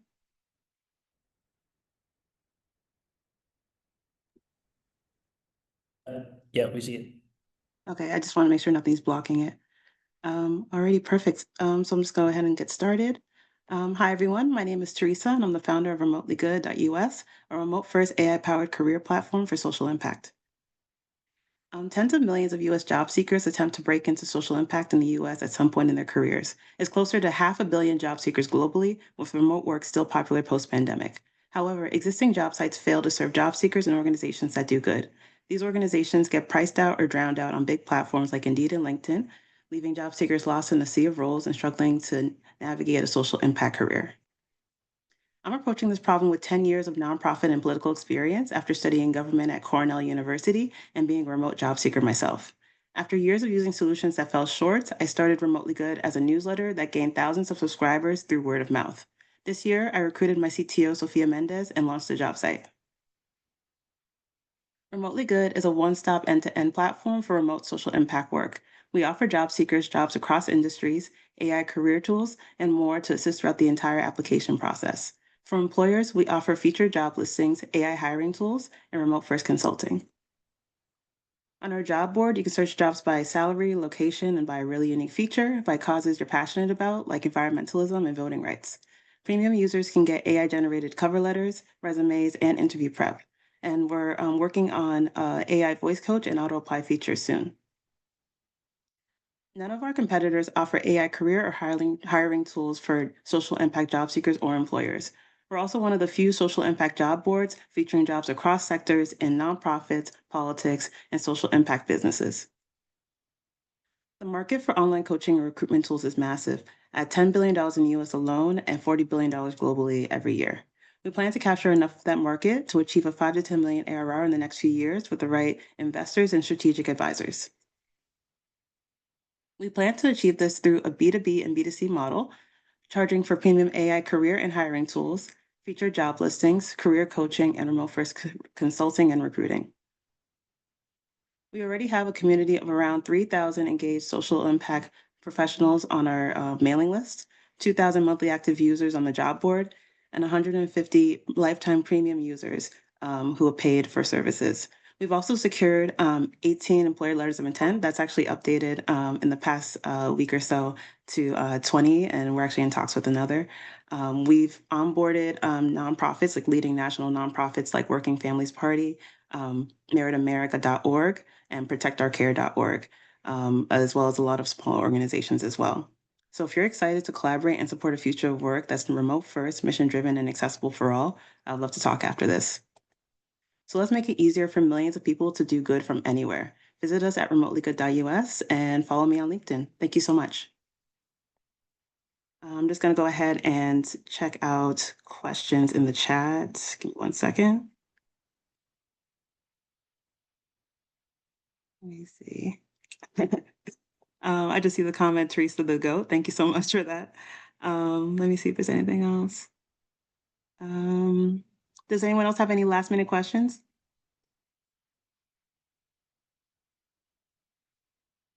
Oh, I see. Okay. So Abrar just asked, how would I compare myself to 80,000 hours? Very similar platform. I agree. 80,000 hours is probably one of our most direct competitors. However, after going through the job board, they have a very specific philosophy on how they approach social impact work. They feature roles that align to their ideology called effective altruism, which doesn't really capture the entirety of the social impact job market. They have a very specific philosophy about what counts to fit on their job board. They're trying to tackle some of what they believe are the world's most pressing problems. And they leave out a lot of great organizations, particularly a lot of 501c4s, which are political advocacy organizations, political campaigns, social enterprises, and startups. So 80,000 hours is a good board for certain roles and organizations, but it's not capturing a lot of the employers that we are attempting to talk to. Right. If there's no one else, thank you so much. And I'll drop. Oh, yeah. Thank you, Avar. Thank you. I'm going to go ahead and put my LinkedIn profile in the chat for everyone to follow. Thank you so much, guys. Awesome, guys. Thank you so much, Teresa, for taking time out. Guys, give her some praise. Up to stage for here, Aditya. Aditya, feel free to take it away. Um, Sure. Thank you, Essen. Hello, people. So let me quickly share my screen. Okay. Sorry, I got a lot of tabs going on here. All right. So, I'd like to introduce you all to Fit Choice World. All right. So let me talk about the problem real quick. So the problem here is how many of you people really get motivated when, you plan to do a fitness activity? Like, the statistics say that 70% of the people in the entire world do not stick to one particular fitness activity. And then that is just crazy. So, that's where the problem is, because people are not really able to, focus on one thing and then stay motivated and put on working out, So that's where we come in. We wanted to build a marketplace for fitness centers, basically, so that the user could get really motivated, and then a social platform, so people could interact with each other, and then you know go on a fitness activity together, and that could increase the potential of doing a fitness activity on a regular basis, right? So since those all are really quick, I just wanted to show my application, the demo of it. It's pretty simple. We have a wallet where you go, you buy something called sweat coins, and then you pretty much use it in our entire application, where you could, go to different fitness centers, you know, basically look for fitness centers around you, and then, search for them. And like, for example, okay, I got this fitness center, so I'm gonna go book a session and then just pick a date and time, and I just pay for that particular session. So on a pay-as-you-go model, we try to bring all of the fitness centers in one place, and then we wanted to make it a marketplace. And we are slowly expanding it for trainers, nutritionists, and the fitness centers really love it because they see a lot of people coming and paying for subscriptions for 3 months, 6 months, and then they end up, coming for 2 or 3 days. And, then they just quit. So a lot of fitness centers are losing a lot of business here. And then, it's worked out for us. We, me and my co-founder, when we were back in India working out in different kinds of fitness centers, we were talking to those people, and they used to tell us that, a lot of people lose motivation in the initial week, and then they stop coming. And, that's just how it is. So we wanted to, change that, give people more motivation, and, add some element of AI to it. So a lot of people right now do not know where to start, what to do, and how to begin their fitness journey. And that's the main cause of the loss of that motivation, right? So here, what we did was we created an AI powered coach that could basically, it is tailored to you. So your body measurements, your weight, your height, you give all of those, and then you ask the coach to, give you tailored fitness plans. Maybe say, how do I prevent injuries? Or maybe I want a quick workout, give me a HIIT workout that I can do in 20 minutes. Or maybe some nutrition advice, I want, what's my protein intake gonna be like? And what's, the kind of meal prep I want to do. And, you know, this is kind of like an interactive gamified platform that we wanted to build so that users are more engaged. And then, we've got a community where you can actually, build groups, and then, join the group and go on, chat, talk to people, and, come up with different kinds of activities that you want to do. And that's not all. You've got like, matching with different people. So you match with a person, and then you go out on a fitness date. And that could be one of the reasons that you are trying to get fit, right? So this is basically what we came up with as part of the Great Lockdown Weekend. We started our business, and within 4 days, we could onboard almost like 250 fitness centers, and then we've got like 500 different users. We generated a revenue of $3,600 in the past 4 days. And that's really like a great rally momentum that we got from the Great Login Weekend. And we're going to keep pitching and moving forward. Yep. Very nice. That's pretty much me, Yasun. Thank you so much for pitching. Sure. Great job, guys. Let's drop some praise for Aditya. We're right around time, so I'm gonna ask our last presenter to go up.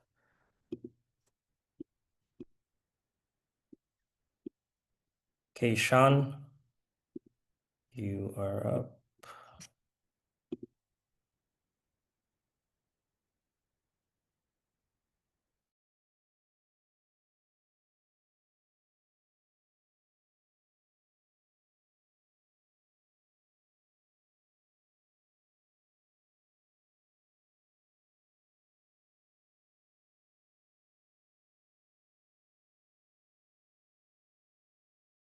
Could everyone see this?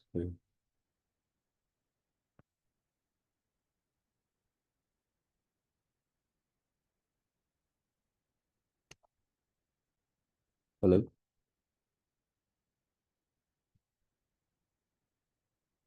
Okay, awesome. I'll start then. Sorry, the screen sharing is getting a little weird. Cannot find my mouse.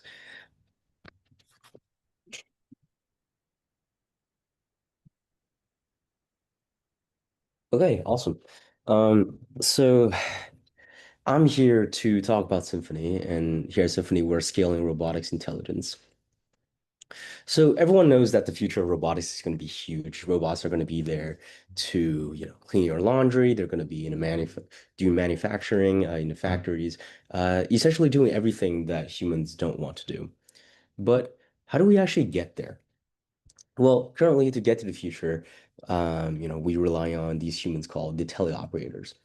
So teleoperators essentially remotely control robots to conduct the same task over and over again in order to teach robots how to do certain tasks. And so in here, a teleoperator needs to control the robot and do the same task 36,000 times before the robot actually learns how to put the plushies in a basket. So that's 10,000 hours of that's 10,000 human hours wasted. But how about a task with multiple movements? Well, so take putting away the dishes, for example, from grabbing a plate to picking it up to putting it in a dishwasher. There are about 35 movements that actually go into completing this task.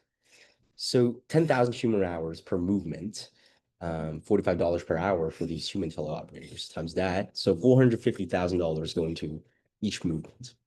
Now, 35 movements times that, so about $15 million of teleoperation goes into just collecting the data to train the robot for this task. But what about training a multi-purpose robot? How does that even look like? Well, you're looking at one movement, this entire process, millions of times. So humans are clearly the bottleneck, and 10 billion human hours are required by 2030 for the robotics industry if nothing changes from this current teleoperation paradigm. And that's $100 billion spent annually. Well, what's the solution? So instead of millions of teleoperation hours done by humans, what if we use robotic synthetic data? Well, one prompted video can go into our environment movement model, and our models will simulate every possible combination of environments. So different textures, different colors, different sorts of type of plates, different table textures, and also the movements, which is how the different angles which robot motors and joints will move together to conduct certain tasks. And with this, we can generate near infinite variations of these environments and movements in order to train this model. And that's exactly what robots need. So let's take Dyna, one of our pilot customers, for example. And what's happening at Dyna? Well, every year they're spending about $3 million on human data collection, whether that's teleoperators from within their own companies or Scale AI. There's many people that are remote controlling robots, like in the first slide, over and over again, in order to train the robots to fold towels.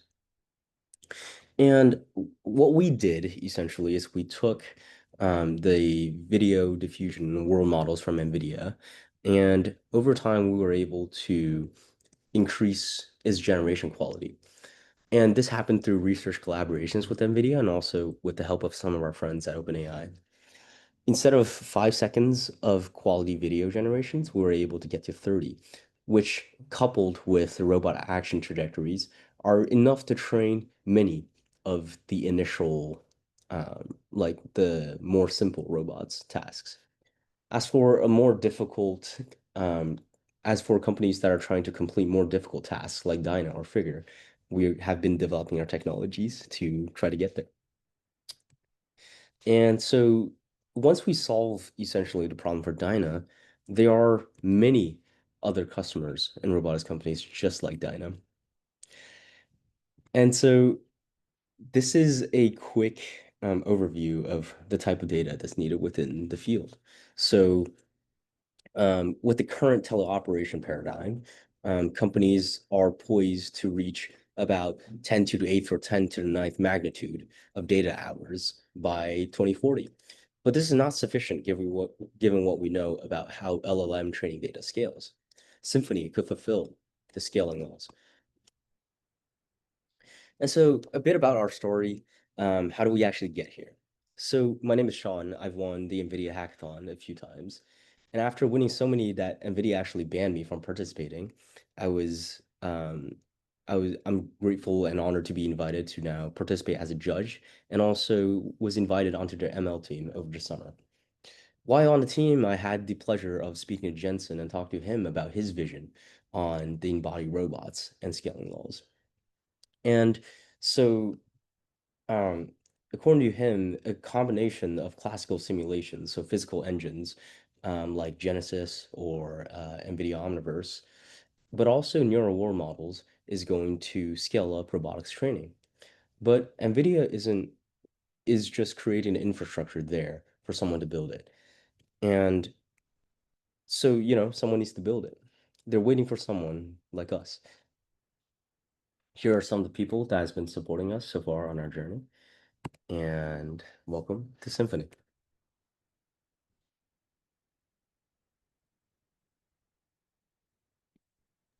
Cool. Good work, Sean.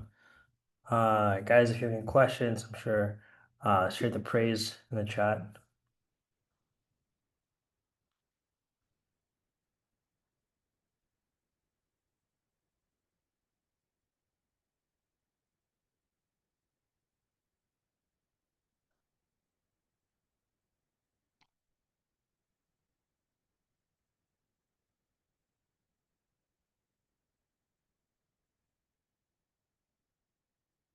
Okay, one question here is visual image video data right now. Is it only visual image data right now?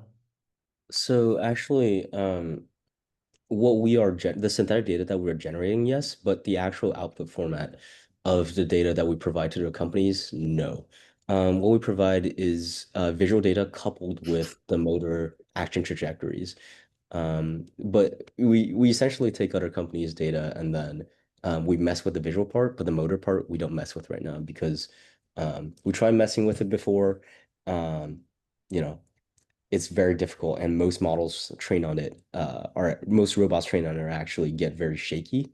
Um, so we have trained actually recently our robots on like our synthetic data almost entirely, and they work. So yeah, we're gonna stick to this for now.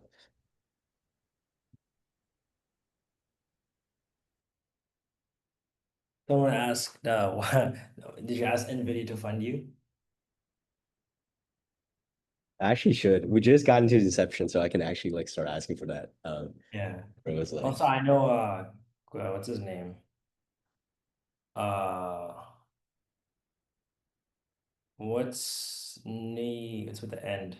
What's Carter Baxter's boss? Like the one that got acquired by NVIDIA? Nader. Huh? Yeah, Nader's actually been like an amazing, Nader, yeah. Did I'll ask Nader to write a check in you. That's bro. what they probably do, yeah. I know him. Can you, Sean, share, are you making any revenue? Yeah, we had some YC companies during the summer that have like given us some money, and then also like recently. But I think for as for focus, like we're gonna be focusing on like larger enterprise customers, um, Sure. like the more well-funded ones. We did get pretty big LOIs recently, so How big were these LOIs? tens of millions. And from who? Dyna? Yeah, So Dyna is spending $3 million in human labor, right? Per yeah, year? yes, They yes. would They're pay, also scaling up their like labor team soon. So it's like so, instead of scaling up and hiring much more, human teleoperators, what if we just use synthetic data, right? okay, and there's that LOI that's something that's written? Um, yes. And then Okay. well, yes, yeah, yeah. How much money did you make last in the summer from the YC companies? About 2000. 2000, okay, nice. Cool. Guys, can I get a round of applause for Sean?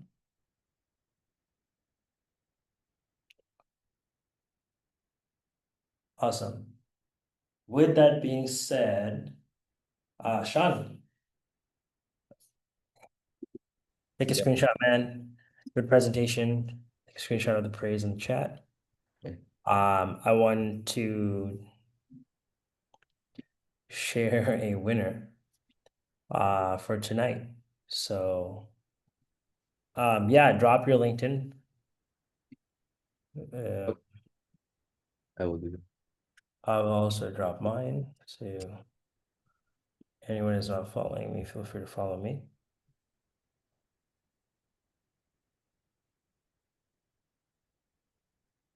Okay, so really appreciate everyone being here. I'm going to put Sean back to attendee. Okay. Really appreciate everyone's time here.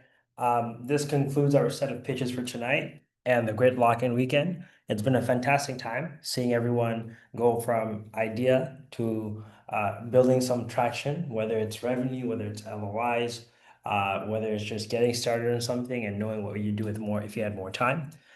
So congratulations, guys. Congratulations for getting this far. You guys did good work. You guys did good work. And I'm hoping this was also helpful in some capacity. My only one ask is like, don't stop talking about it. If you like the Great Lock-in Weekend by Headstarter, share about it on social media, share about it with your friends or your campuses. If there's one person, one idea, one moment that you capture, feel free to tag me in a post. Feel free to just cherish that and build upon it. I think advice is great. Small little bursts of energy like this is great, but you ideally want to continue, right? So that whatever the momentum you could kind of put together this weekend, imagine if every weekend it looked like that or every day it looked like that. That would be kind of awesome, right? So yeah, we want to announce the winners. So it's 5:43. At 5:45, we'll announce the winner for the Great Lock-in Weekend. Yeah, appreciate everyone sharing if this was very helpful. Thank you. Yeah. Screenshot. Everyone who came yesterday as well. Great work for the in-person. So motivates me to want to do something like this in more scale. So, guys, can we get a drum roll for the winner? And why don't we do this? Can we have all the people who went on presented today on screen? So I'm gonna make everyone a panelist. More.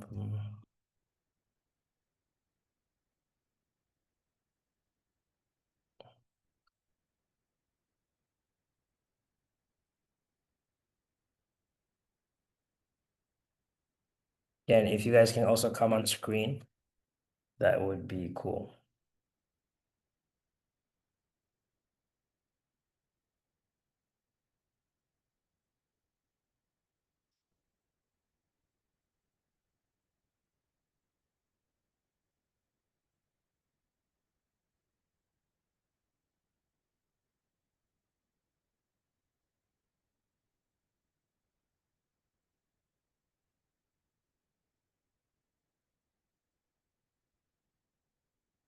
I'm adding for a panelist. Varun, Felix.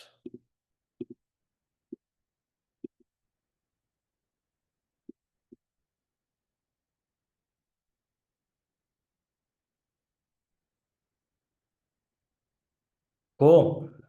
Do I get to see you guys? Awesome. I do see everybody here. Cool, guys. It's been a crazy run. Guys, take a screenshot of everybody here. I think this is everyone, right? Pierre.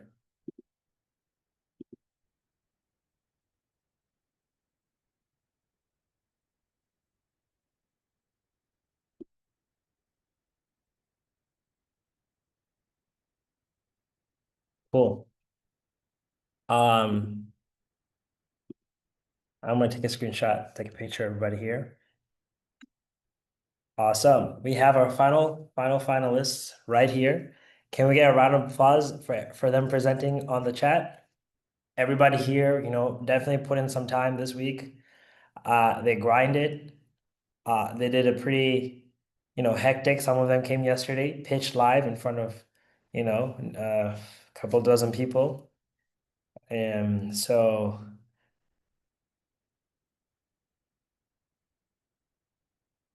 good, good. Can we continue, guys? Drum roll, emojis. Come on, guys. Continuously burn the chat.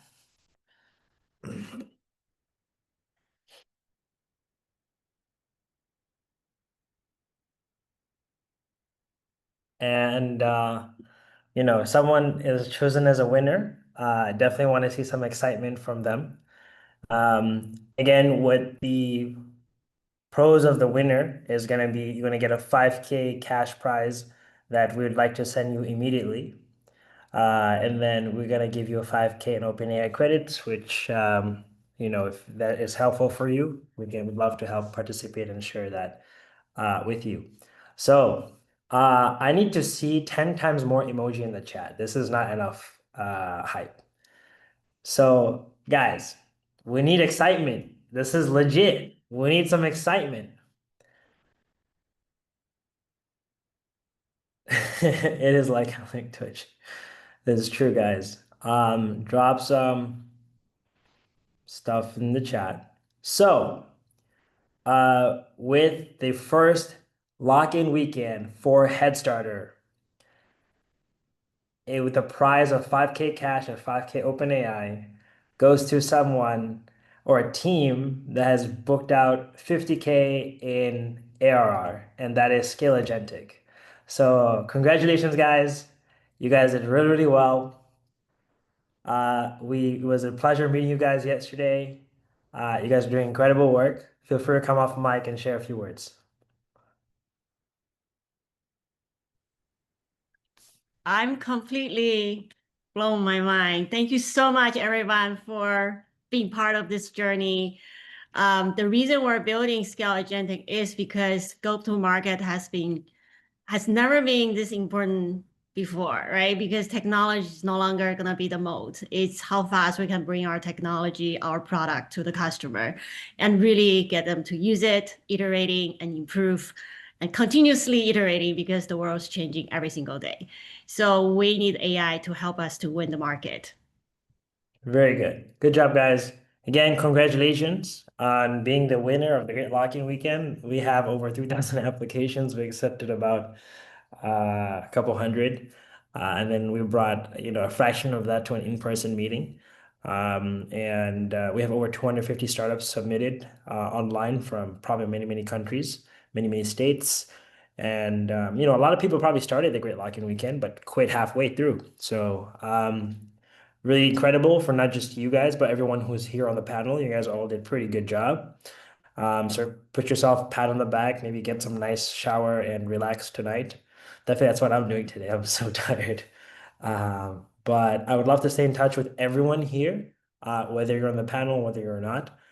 Congratulations to you all. So thank you guys so much. I wonder if there's a way to like throw confetti on Zoom. If there was a way to do that, is there a way?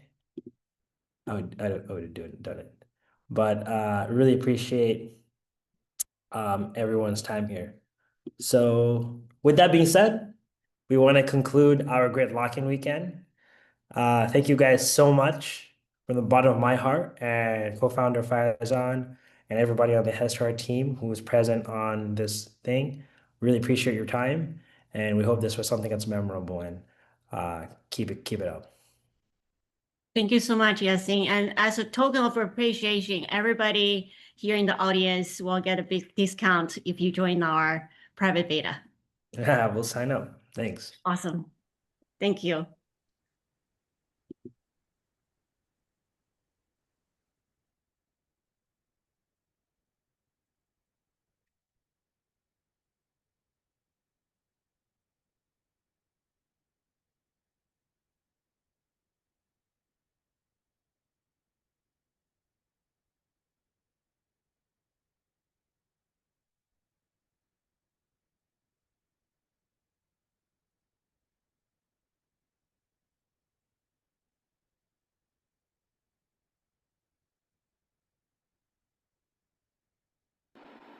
Yeah, everyone's saying it, but another shout out to Yasin. I know you're giving us all the shout outs, but you're the one who helped put this together. So I appreciate you and Faizan. This is super awesome, this whole experience. Thank you. Thank you. Really appreciate that. Thank you. Absolutely. Thank you so much, entire team. And Yeah, we wanted to help. We wanted to be part of this journey, and we'll reach out to help you guys as well. absolutely. Oh yeah, we're gonna be in contact. This is so awesome. Yeah, I just want to say actually, I met my co-founder through originally last year through Yasin's Headstarter Fellowship too. So Wow. Yasin's been here through two major milestones in my life. Amazing and energetic man. So thank you. Wow. Yeah. Amazing.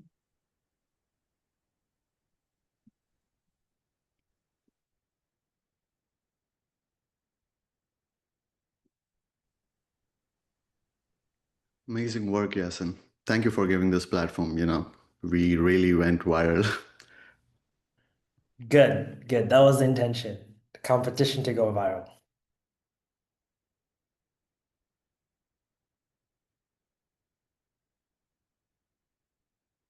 Oh, sure. We'll share those numbers, Victor.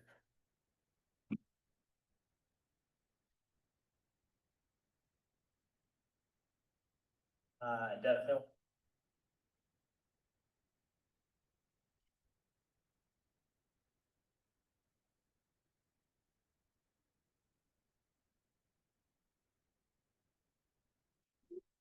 I would love to connect with everyone here. So if you guys can drop your LinkedIn's, I'll just go through each link and I'll connect with y'all. But yeah, thanks everyone. This was really fun. Learned a lot. Thanks, Yasin, for all your feedback, man. And Thank you, George. yeah. Thank you. Oh, and I'll leave this for anyone who didn't become a finalist. Just keep trying, y'all. I've been making startups for years. We've all been trying to do this for a long time. I didn't think I was even going to get called up until Yasin just sent me an email, as I was driving just to go do something. So, I'll just never give up, man. That's all I got to say to everyone is just keep pushing. If you feel like you're, disingenuous by not winning, just take that energy and go the opposite direction. Push it yourself even harder.